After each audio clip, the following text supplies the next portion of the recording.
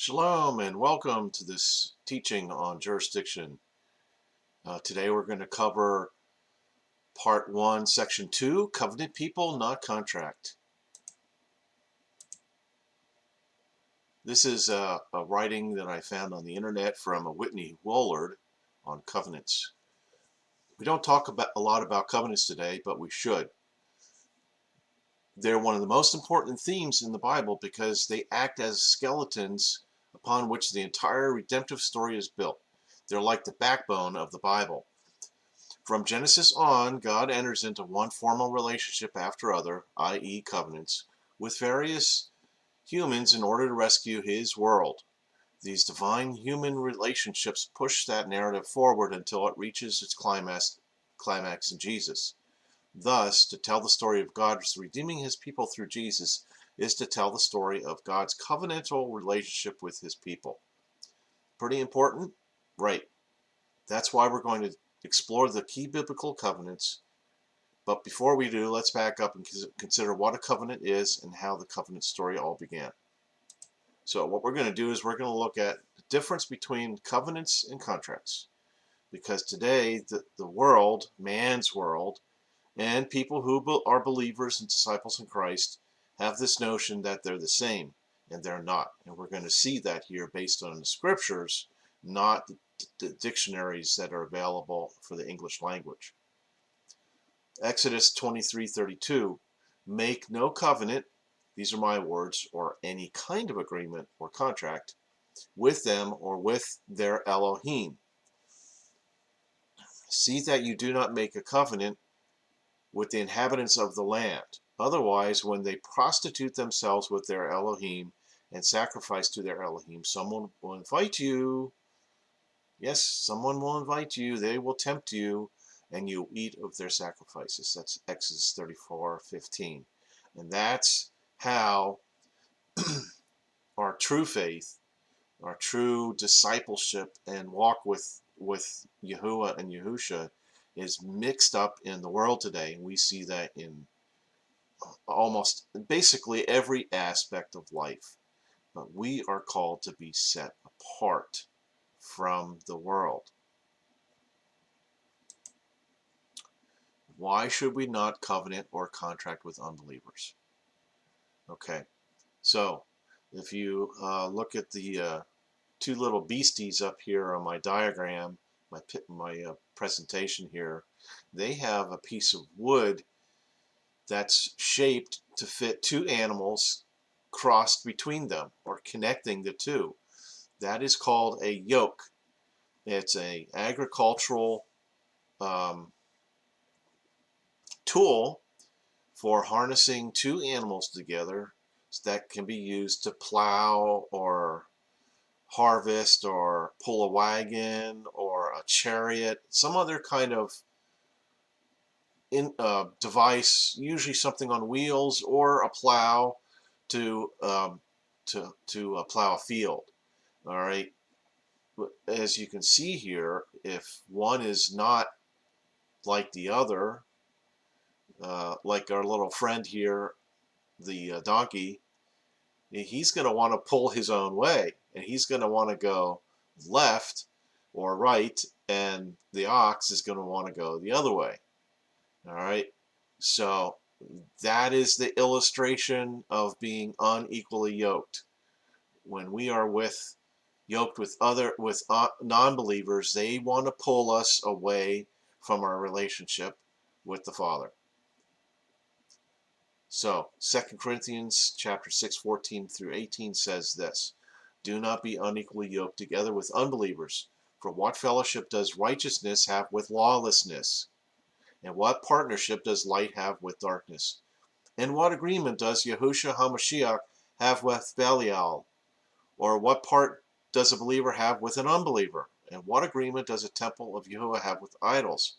For you are the temple of the living Yah, as Yahuwah has said, I will dwell in them and walk among them, and I will be their Elohim, and they shall be my people. Therefore, come out from among them and be separated, says Yahuwah, and do not touch the unclean thing, and I will receive you, and I will be a father to you, and shall be my sons and daughters, says Yahuwah Sevaot. And that means of hosts. And we can also see this teaching, the same idea, principle, in Deuteronomy 22, 9 through 10, and 1 Corinthians 9, verse 10, chapter 9, verse 10. Okay, so now we're going to turn to Strong's, and we're going to look at the words that are in the Bible that point to covenant and point to contract. So on one side here we have covenant, and in Hebrew it's the word barit or barit, H1285. Covenant, it's an association, an agreement to cut, spill the blood, as in a living thing, symbolizing the penalty for not keeping or staying faithful to a covenant. Okay, so that's why a lot of times you hear the word blood said with covenant, as in a blood covenant.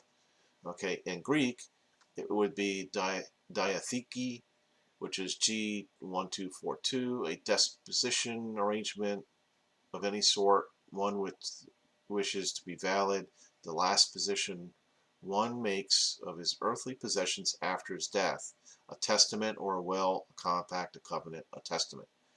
Okay, now, the word contract can be found in Hebrew with H2374, which is kozeh.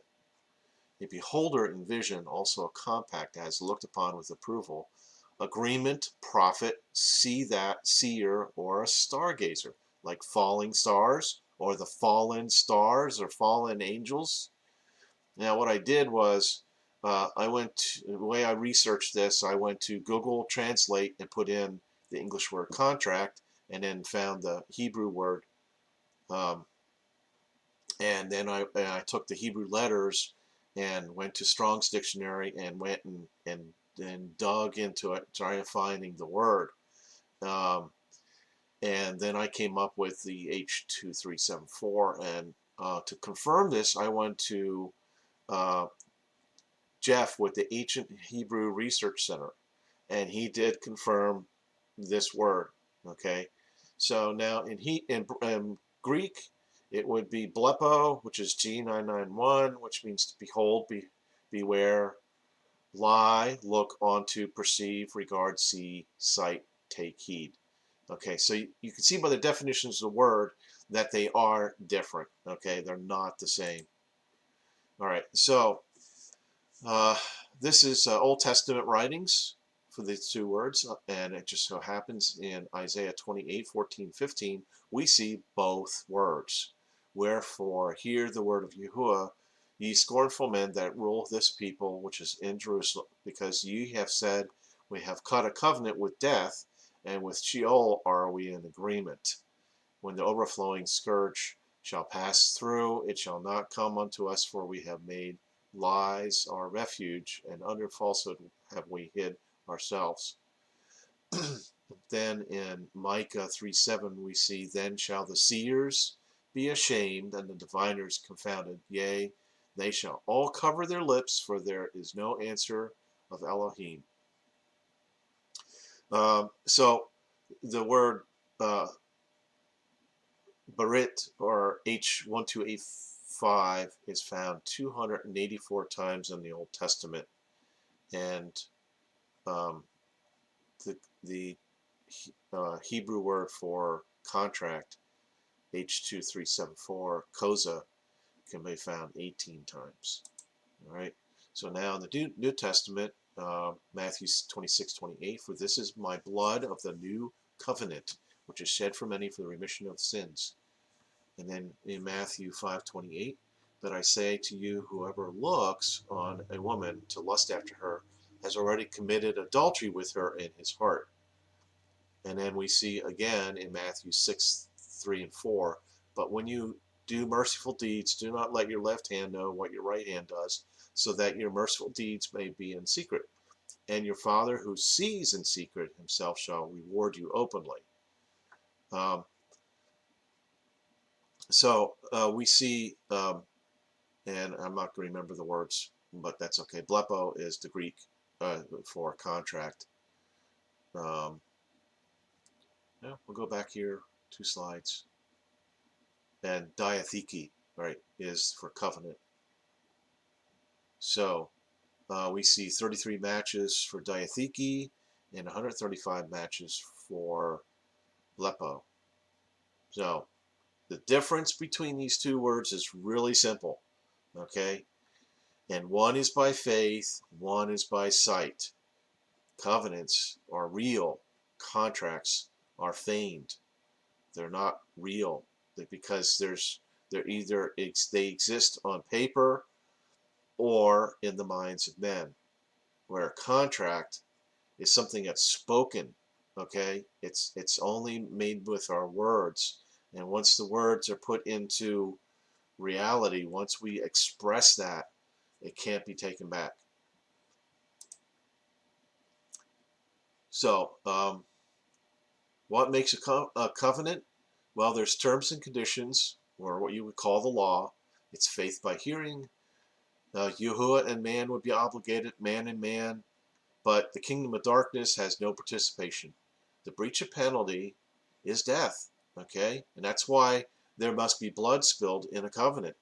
And usually what happens is like with Abraham and Yahuwah, he passed through a couple of doves that had been cut in half, right? And so that was the symbology used at that point, so that if Yahuwah would not keep it, he would die. And he eventually did come in the Son, and then he went to the cross and died. So he ended the first covenant, or he ended the covenant given the first time, and then renewed it in the same act. Its purpose is to govern relationships. It's about commitment. It's entered in by free will, exchange of identity, lawful terms and conditions with benefits for all, and then it's also established by a vow or an oath that makes it binding. Your word only. It makes it a living agreement. Okay, living as in when the parties are alive, it's alive, it's active. But when one or both dies, it ends. That's the law of marriage, Romans 7:1-3, and it cannot be changed once it's established, Galatians 3:15. There's some other lesser activities that can be done to celebrate the covenant. Like at marriages, we have a feast, and so like the Last Supper was the feast, and then all of Scriptures is written in context of a covenant. All right, it's not a contract. All right, so a contract also has terms and conditions, but they're legal, which means they're fiction. Okay, they're not real. It's only written down on paper and is held in the minds of people. So it's faith by sight. Who is obligated? All parties except Yahuwah. He does not enter into contracts. That's not his world. And it should not be his people's world. So I'm hoping you're beginning to see there's a theme here all the way through scriptures and this teaching is that there's two worlds or two societies that's talked about in the Constitution Act of Canada. Um, so Satan in the kingdom of darkness has part in it, but not in writing. They can compel people through lies and sinful nature to treat as positive law in place of Yahuwah's law. Okay, so man's legal system, which is a form of contract law, is is feigned. It's not real. It's feigned law. Okay, Yahuwah's law is real. Satan's laws and man's laws are not.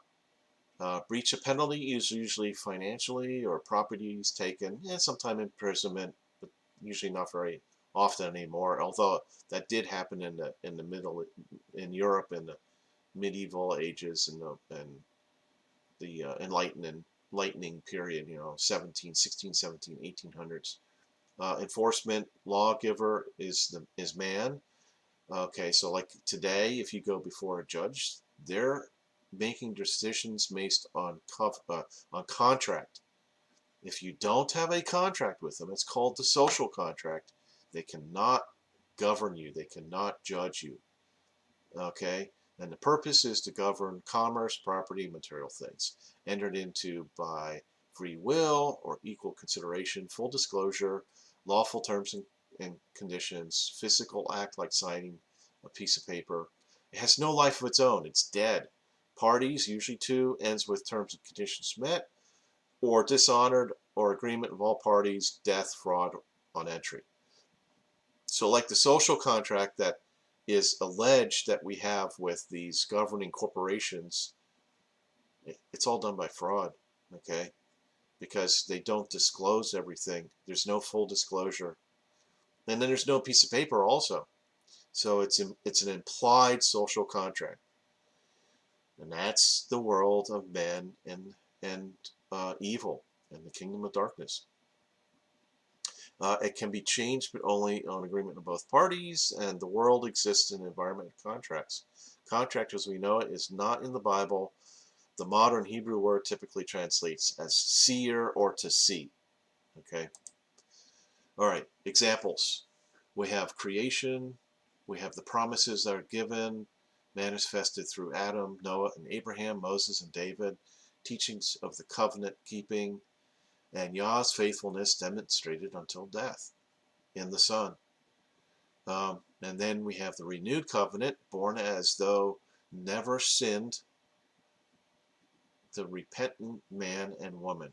All right, those are the people who are in that. And then I have to do a little more research on this one. I apologize. I was going to do that for this, but I didn't get around to it.